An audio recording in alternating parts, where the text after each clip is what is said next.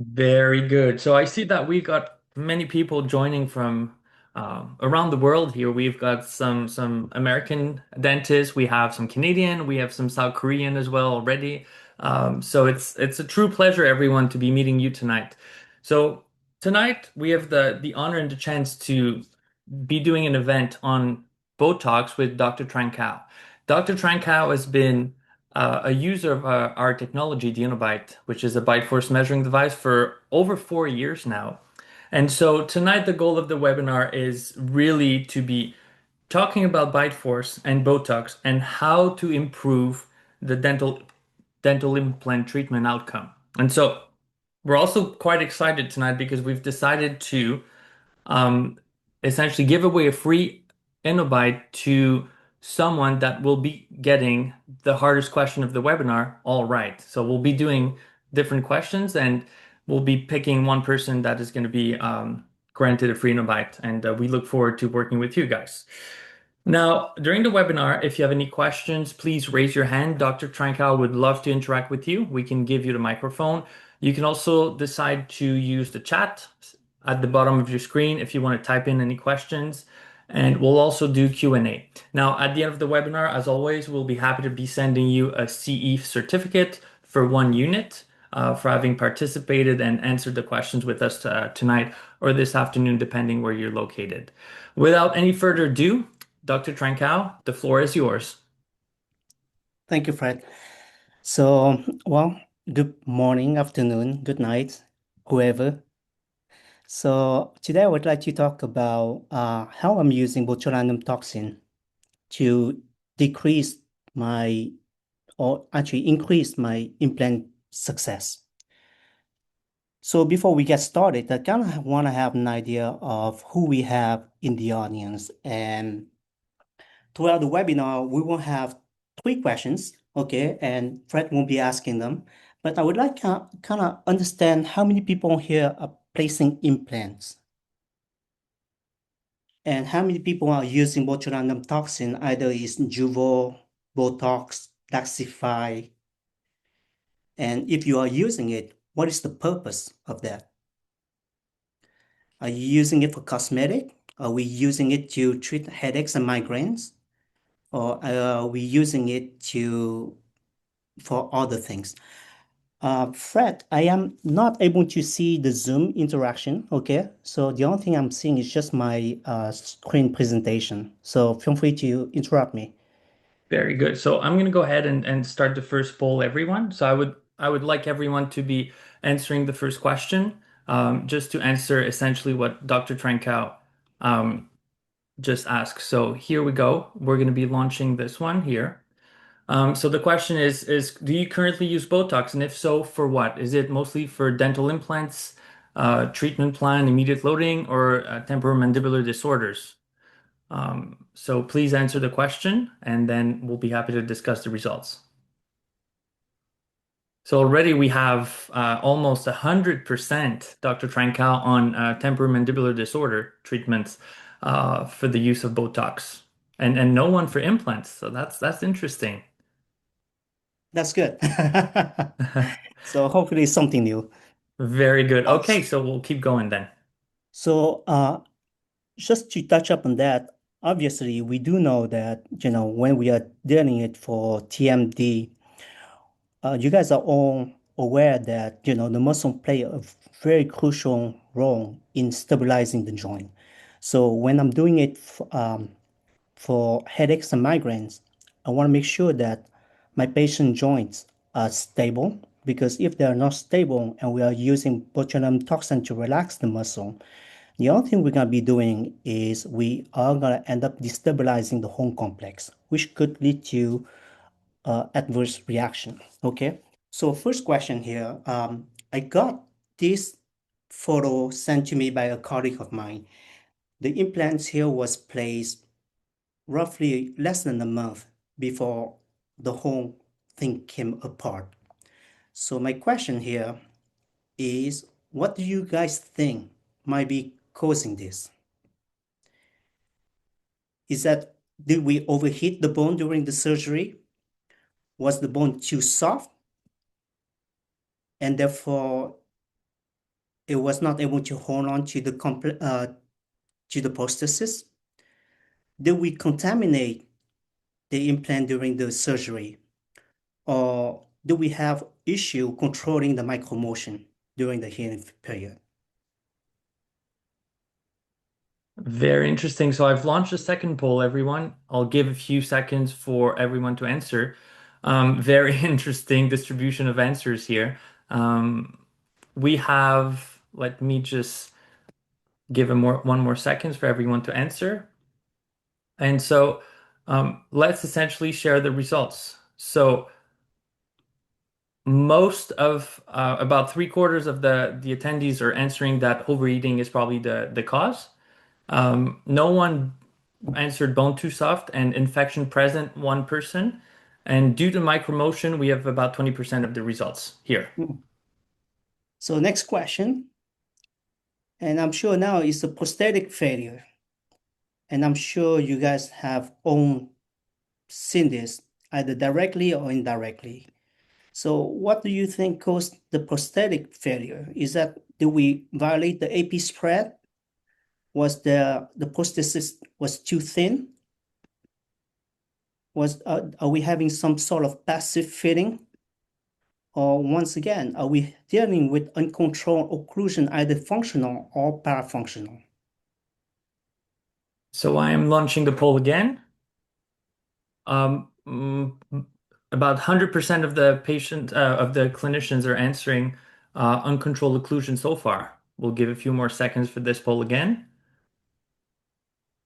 So occlusion seems to be 100% of the answers are occlusion. All right, so today let's talk about the the most common use of botulinum toxin. But what I really want to talk about is why do implant fail even when we do everything right? Why the current tools that we have are not really addressing the real problem. And so how can we identify who actually need intervention? When does Botox help and when does it harm? So first of all, how does Botox work?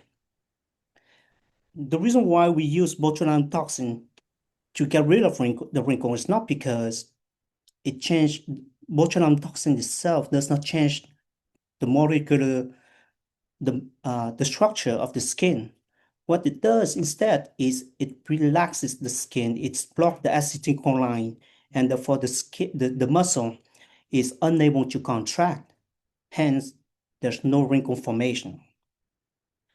As far as cosmetic is concerned, when I'm one of the questions that I get asked most often from my students is how young is too young? When should we start using Botox on a young patient?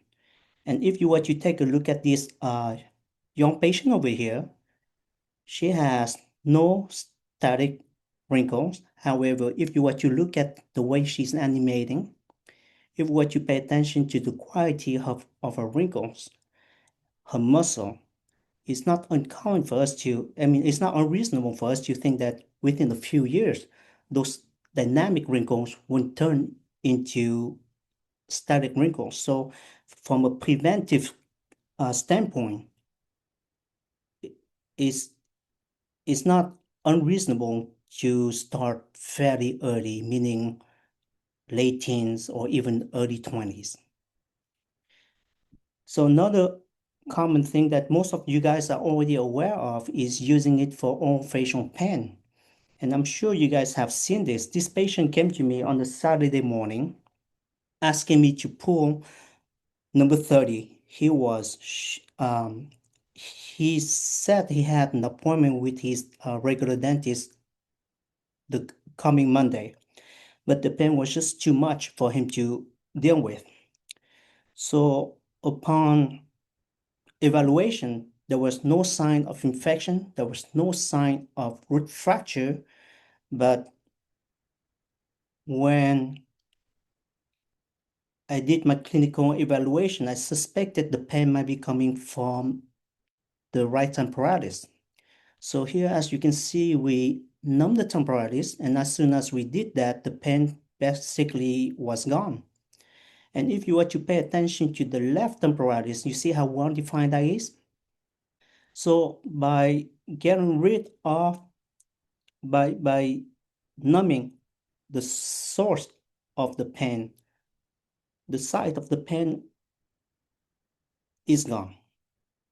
So another thing that I use my botulinum toxin in my practice is to increase the operative field and also to decrease the post-operative discomfort.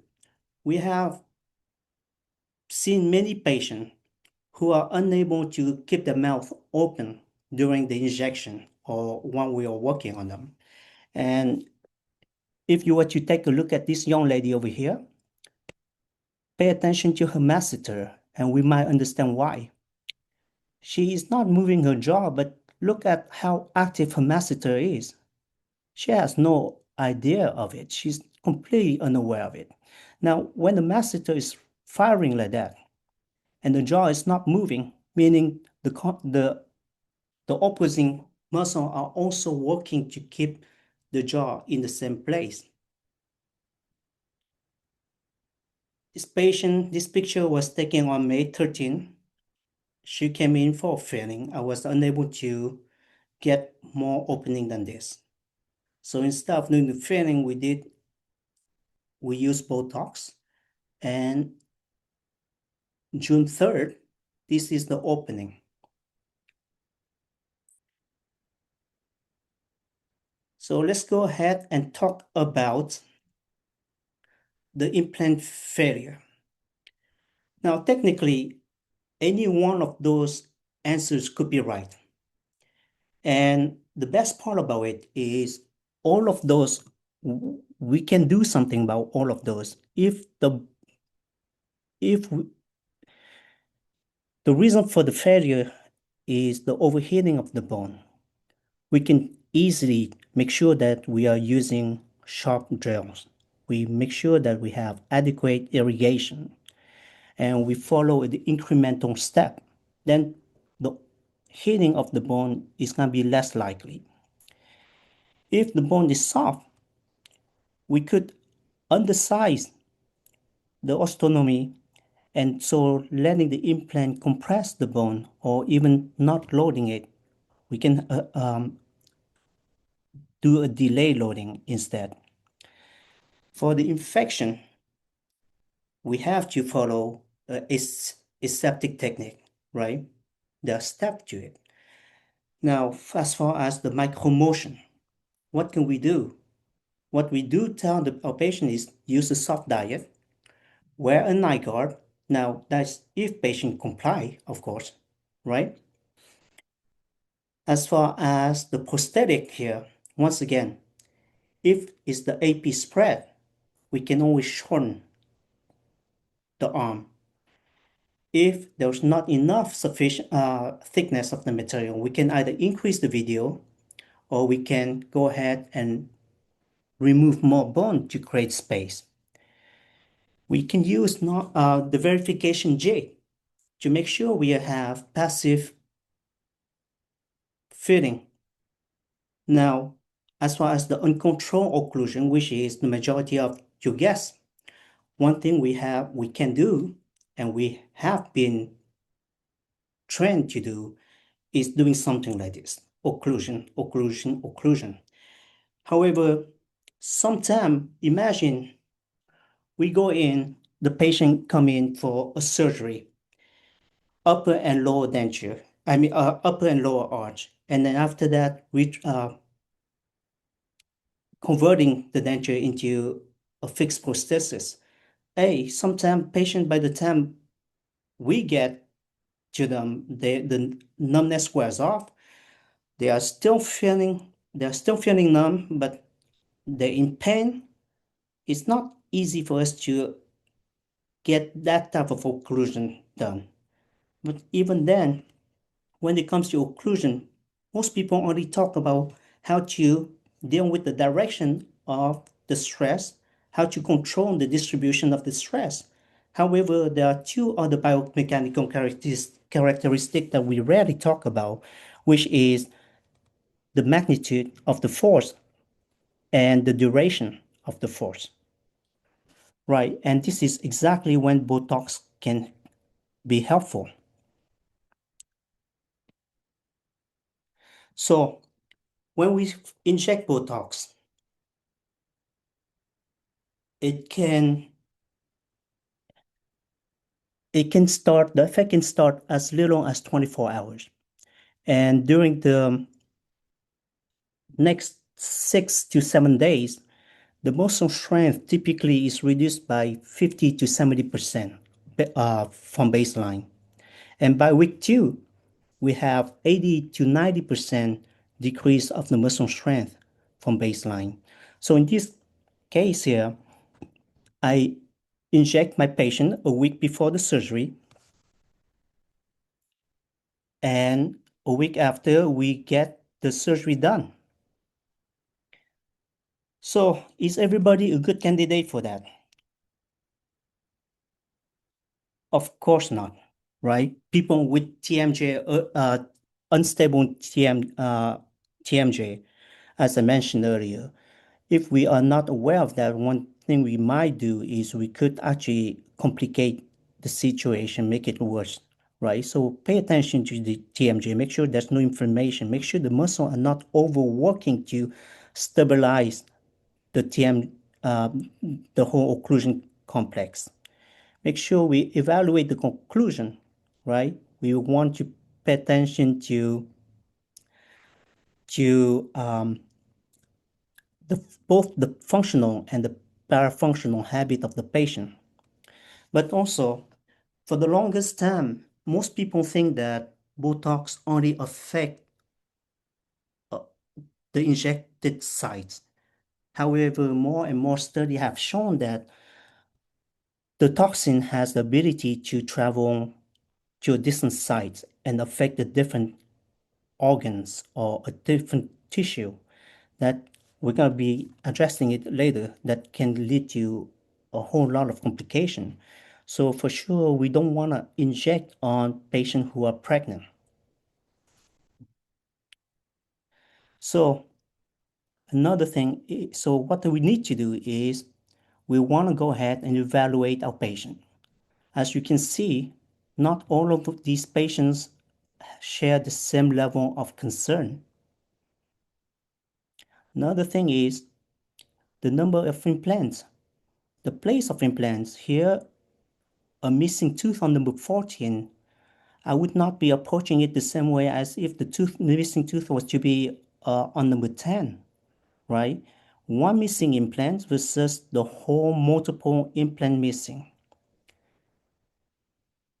The location of the implants and whether we are expecting to load the implant immediately or not also affect that. So that's when you decide who would be a good candidate and who is not. But the bottom line is this. The bottom line is we want to go ahead and because Botox technically it relaxes the muscle and therefore we want to inject on the patient who provide the strongest bites, right? Because we want to lower down the bites. So at the end of the day, so how can we judge as to who can benefit from it or not? Should we judge based on the force profile? The bigger the patient, the more muscular the patient or the more muscular the masticatory muscle is, the more force the patient would generate. Should we base it on the age or should we base it on gender? So this here is actually, we're gonna play a quick game. This is gonna be a fun one. Fred, if you can help me take over for this, please.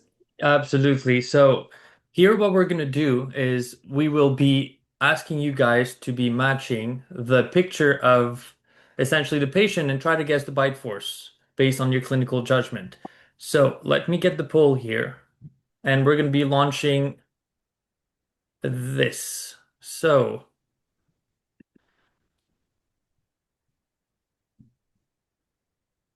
Okay.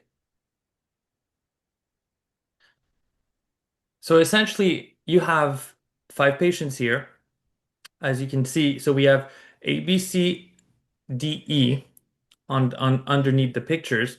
And so let's see who do you think is the patient with 545 Newton. So you can select if it's A, B, or C or D. You can vote now. 545 Newton. Okay. So you can select one. Very good. We're going to go ahead and select who do you think has 984 Newton in the patients that are shown here. You can decide who that is for patient. Very good.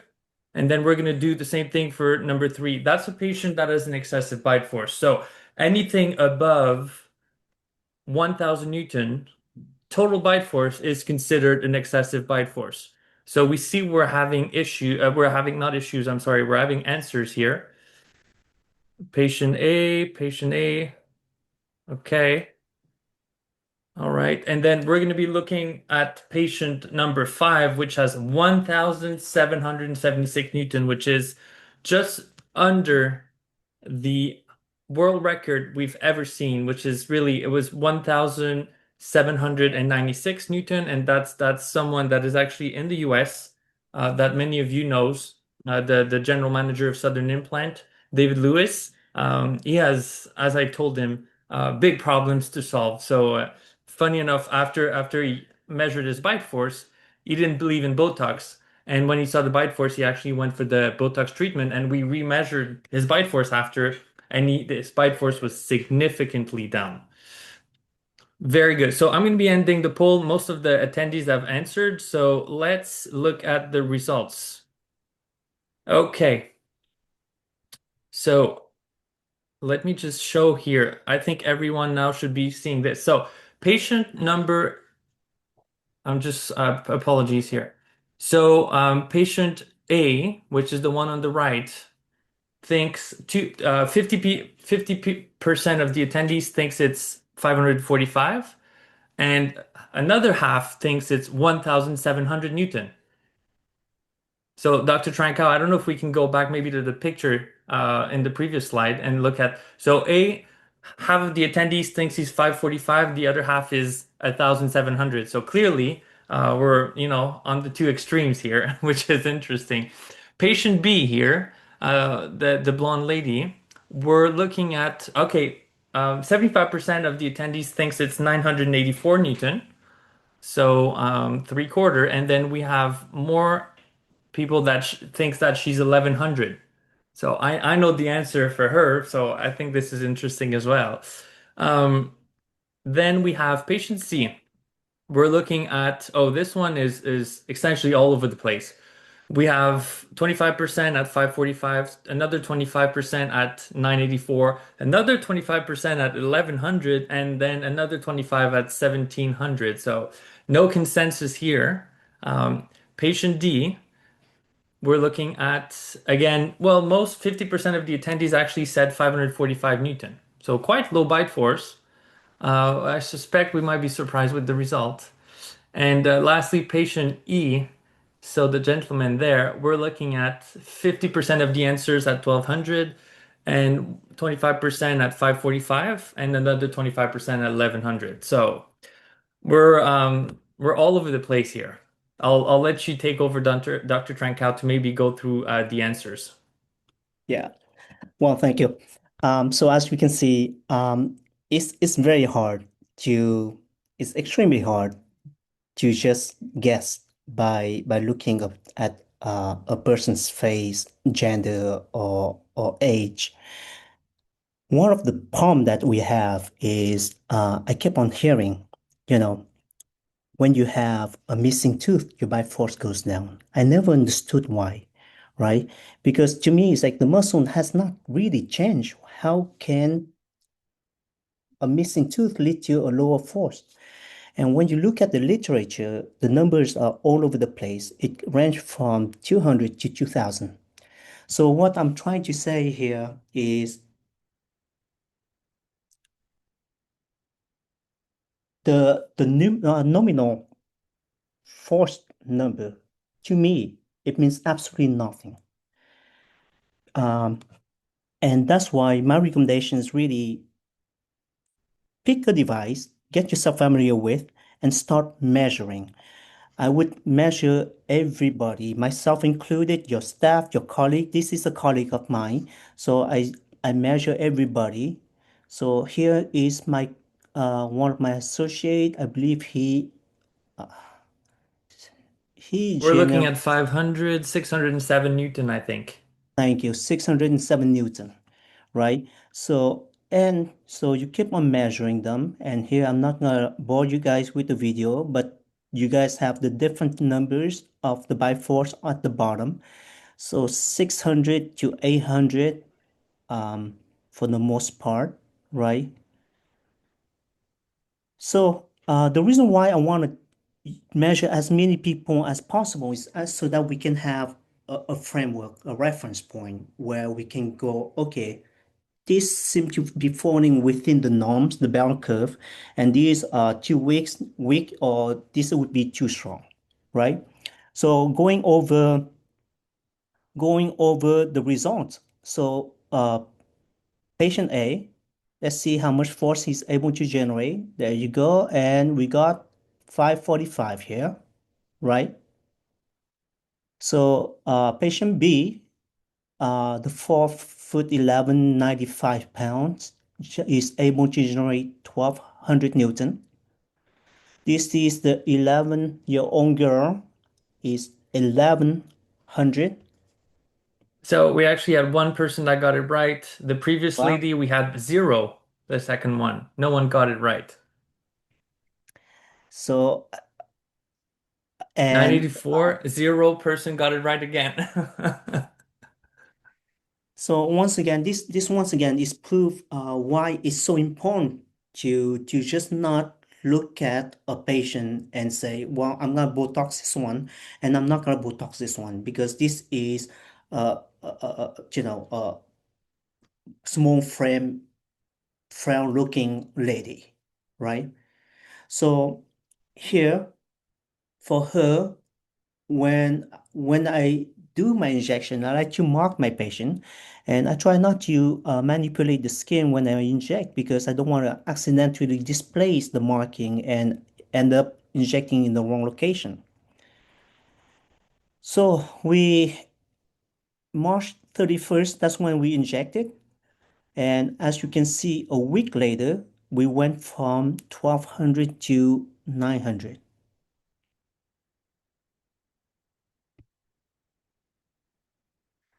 So this is how Botox can help us deal with the magnitude of the force by attenuating the overall contraction of the bite force of the muscle. We are able to lessen the total force generated by the muscle.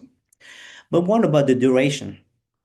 At first, I didn't ask patient, I just asked them to bite and tell them to stop. But then I start asking the patient to bite for as long as possible.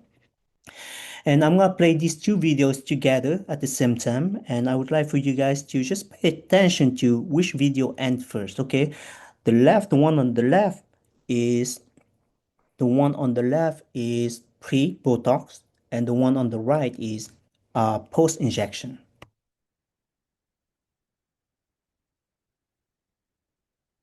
Yeah, really big difference. So here, once again, we had the patient was able to generate 1776 Newton, and he was able to maintain that for 10 seconds. The second one is 1100 and something, and it's barely 3 seconds.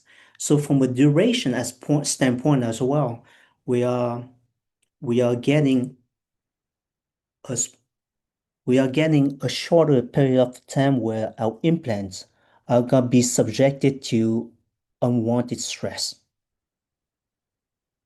So when should we inject? So botulinum toxin, this depends on the brand that you use, but usually for the most part, it kicks in within 24 hours. Some would take a little longer uh, to work. They all peaked at 2 or 3 weeks, and it lasts anywhere between 2 to 5 months. And for Daxify, it actually lasts longer. And if you were to compare that to our implant stability, to the stability of the dental implants, and you can see how it just match or correlate so perfectly with the healing phase of the implants, right? Because the implant after placement, after the bone remodeling start right away. However, we start losing primary stability after the second, third days and onward. So, but if you were to, I'm gonna play this. We might play this twice. Okay, I want you guys to pay attention to this. This left is once again pre-Botox. The right is post-Botox. Here I already wrote down the force generated and the amount of time um, the patient was able to maintain the bite.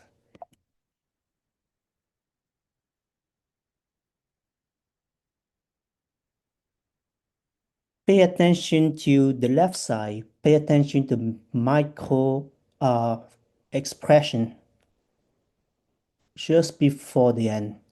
There you go. Did you guys catch that? She was having a very an unpleasant look on her face. She was experiencing some sort of pain. So my guess is, and if you pay attention to here, all of a sudden we did not have a decrease in bite force. We actually getting an increase in bite force. We have a doubling of the bite force. So in this case, we could say that maybe the pain was why she was not able to bite as hard as she potentially could.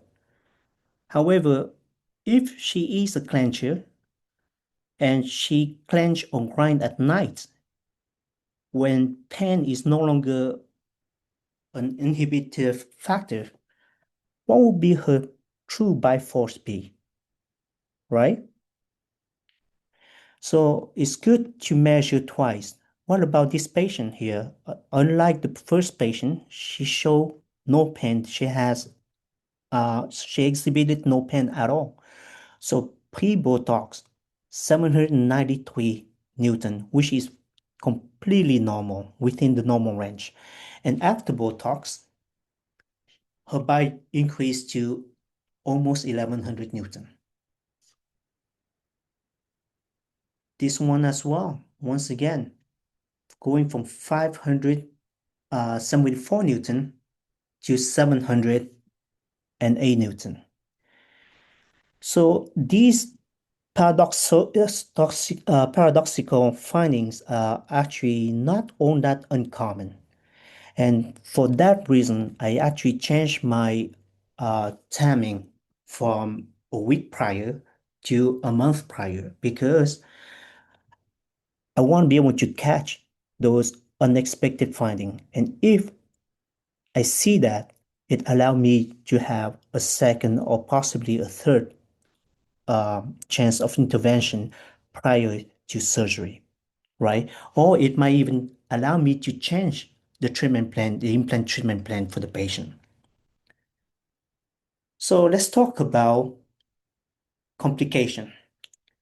Most of us, when we think about complication of botulinum toxin, we're thinking about something like halitosis, like, Jack Nicholson look or a crooked smile. These are minor cosmetic concerns. However, as more and more Botox are being used, we are finally getting a lot of serious report where people are actually need to be hospitalized and put on a ventilator. So Unfortunately, there are not a whole lot of information for those because we don't even know what brand was used. We don't even know where it was injected. We don't even know the dosage of the injection. So it's very hard for us to make use of it. The only thing we can tell is serious complication can happen and does happen. We have think that a lot of it is by accidentally injecting into a blood vessel. It could spread to a distant organ such as the lungs or the heart or whatnot that could lead to those type of harm. But we also understand that some people who have a neuromuscular complication or disorder, they are more prone to severe adverse reaction. So, so it's very, very important for us if we are going to go ahead and use botulinum toxin because after all, it is one of the most potent toxin known to man. It's also one of the most deadly toxin known to man, right? So it's very important for us to know the anatomy, where to inject, understanding how to control the dilution. I'm not going to talk about how the FDA or on-label reconstitution is because to me that they did that for cosmetic reason and they did that for the frontalis where is you have a big muscle with little to know how you say it vital organs or unwanted is fairly isolated, so there's very little complication there.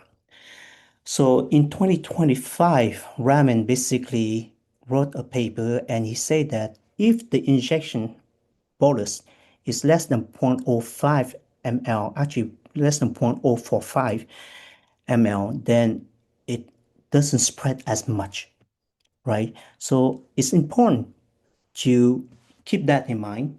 And that's why for certain muscle, I like to have my dilution to be very, very concentrated.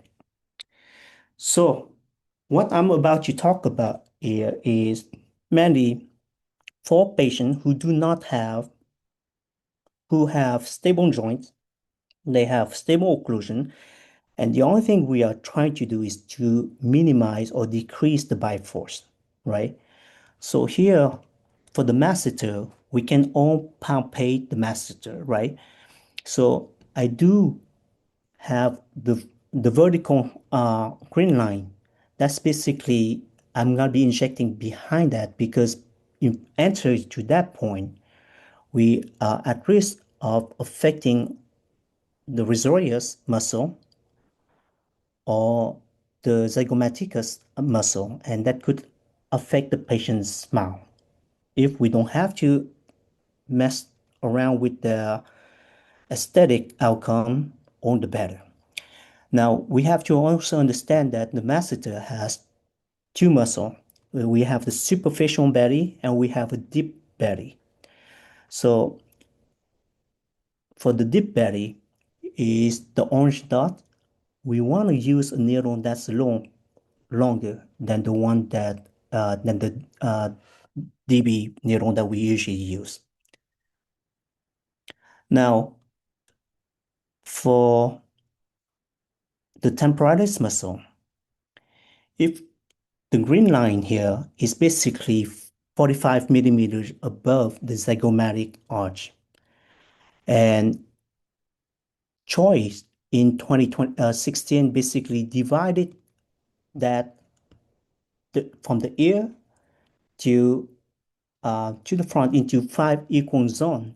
And they have found that zone 2 and 3 has the most um, neuromuscular junction. So by injecting there, we actually get the most effect by using the least amount of toxin. And I always also inject the medial pterygoid. Now, the medial pterygoid, if you pay attention to, is attached onto either side of the angle of the mandible from the inside aspect, and it's actually fused with the masseter, which is on the found on the outside and the form a sling.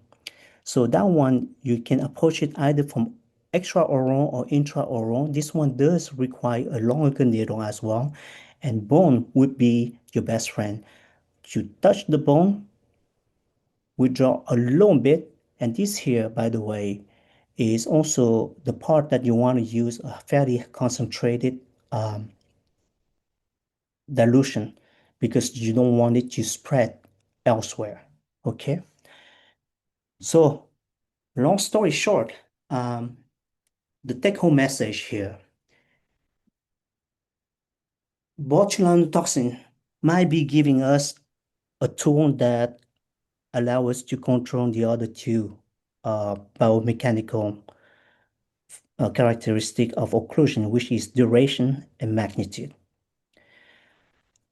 The informations that can be found in the literature are extremely unreliable. So my recommendation is measure your own, and hopefully down the road, if we can have a center that gather all of the information, and we can, the more information we have, the more data we have, the better it's gonna be. And of course, paradoxical finding cannot always be predicted, right? And the last one is if you don't measure, you're just guessing, and guessing sometimes just not good enough. And with that, I will take any question. Very good. Thank you very much, Dr. Trankau, for this great webinar. I do have a few questions that came up during the presentation, so I'll start with those. Everyone, if you have any questions, feel free to type them here. I just sent everyone a chat, so you can feel free to answer there.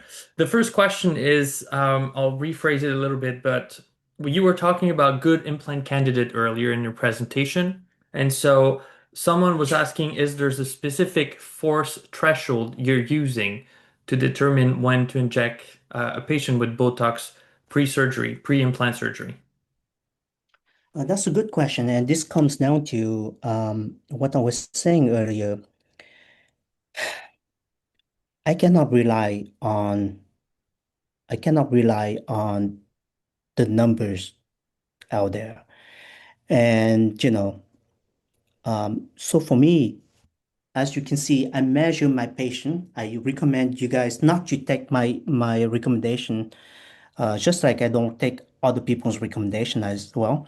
Um, is measure the patient and then put them on on the curve, right? Most people would fall within, for my patients, they fall usually between 600 to 900 or 600 to 1,000, right? And obviously, if you can see a patient who come in with 1,700, it's not normal. But I would also pay attention to the people with a very low bite force. You Mhm. remember that lady with 500 and something, and after the injection, what happened? Her bite force shot up to close to 1,200, something like that, but she more than double her by force, right? So I hope that answered the question.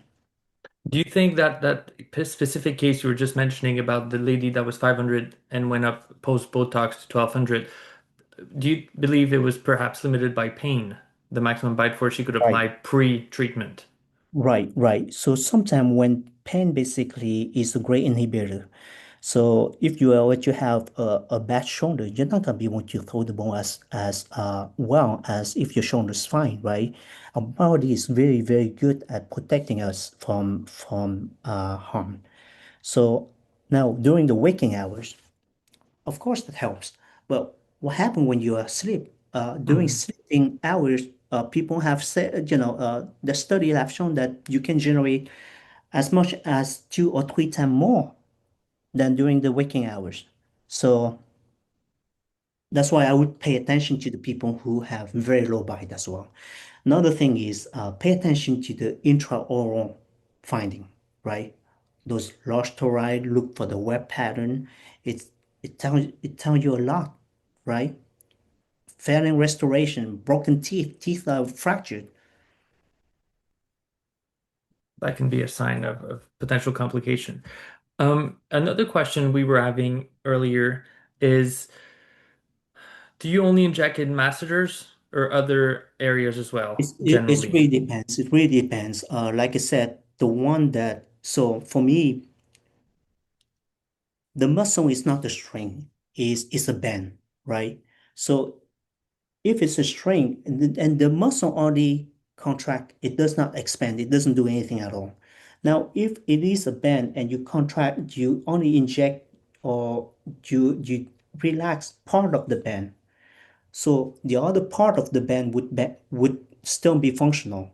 And what we are doing is if we are not managing the whole band, we could potentially um, create a new bite for the patient because Hmm. now the and that's why I when I inject, I always do the whole three. I do the temporalis, the masseter, and the medium pterygoid. Okay, really interesting. This is a question for me, actually, if I may. With the bilateral version, uh, so you have the bite force on the left side and on the right side. Do you inject different dosage based on the bite force or the equilibrium or the distribution? Does it vary because of the variation in force? You know what? For now, I do not. Okay. Right? For now, I do not. Because right now it's like, of course, if the difference is large, then I do. If the difference is negligible, so let's say if you one side you have 400 and the other side you have 200, Yeah. then first of all, what I would like to do is I want to find out if there's anything going on with the side that with the 200. Are we having some sort of complication that we are maybe the patient is not is not forcing it too much, right? So I would definitely want to pay attention to that, trying to understand why. Now, if upon clinical observation and evaluation, we cannot find any type of uh, inflammation of the joint or the joint is stable, the teeth are stable, then I definitely would like to go ahead and inject the side that has 400 a little bit more than the side with 200. But right This now, would be a I don't have a formula where that would say, okay, for each unit of Botox, you can decrease X amount of Newton. I don't have that answer. Hopefully, we'll be able one day to get that information. That could be extremely useful. Yeah. Once again, I'll invite everyone that is attending to just you can raise your hand or answer, just type in your questions for Dr. Tran Cao, and we'll be happy to discuss those. I know we've got some people from China actually that joined as well. Over there, it's early in the morning, so it's a good time for them. Let me see. I'm just gonna double check here in the Q&A. Um,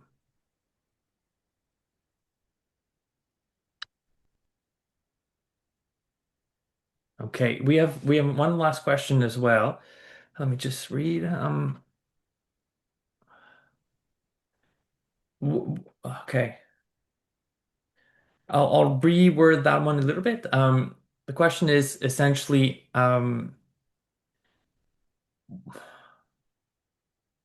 what would you do if the bite force is too low after Botox, essentially?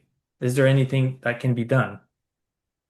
Well, after Botox, and you find that the bite force is too low, right?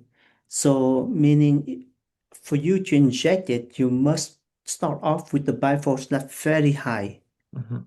right?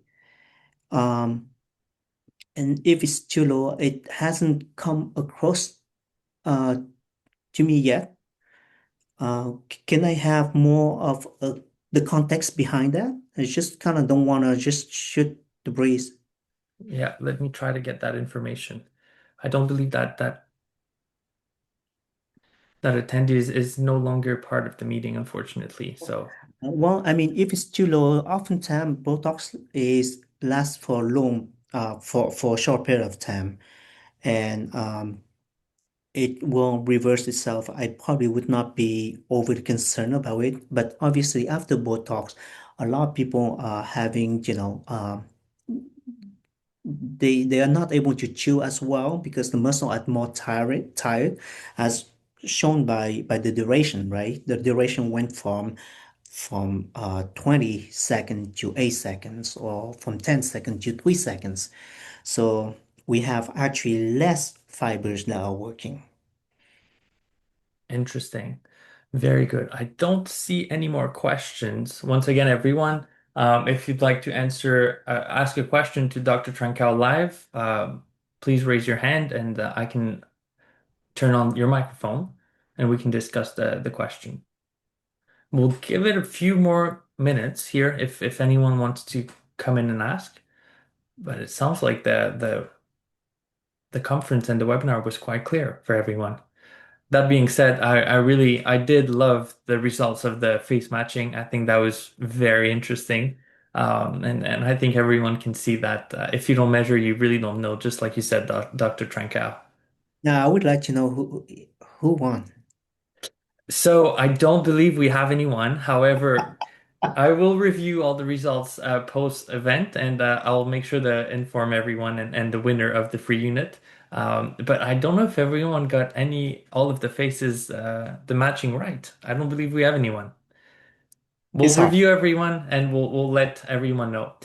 So listen, everyone, we'll let you guys enjoy your evening or your morning. I don't think there's any more question. If there's anything, please feel free to reach out to me. You have my email address in the event email, and I'll be sure to transfer the question to Dr. Trankau, and I'm sure he's going to be happy to discuss and help out if you have any specific questions on Bite Force and Botox. Dr. Trankau, if there's nothing else, I think we'll wish Wrap a it good up. evening to Okay. everyone and to you as well. And I'd like to once again, thank you for everyone for doing the presentation. And I will be sending, you'll be receiving an email for the C certificate shortly after the event, early next week. All right. Thanks, Fred. Dr. Trankau, it's always a pleasure. See you guys. Take care. Bye bye.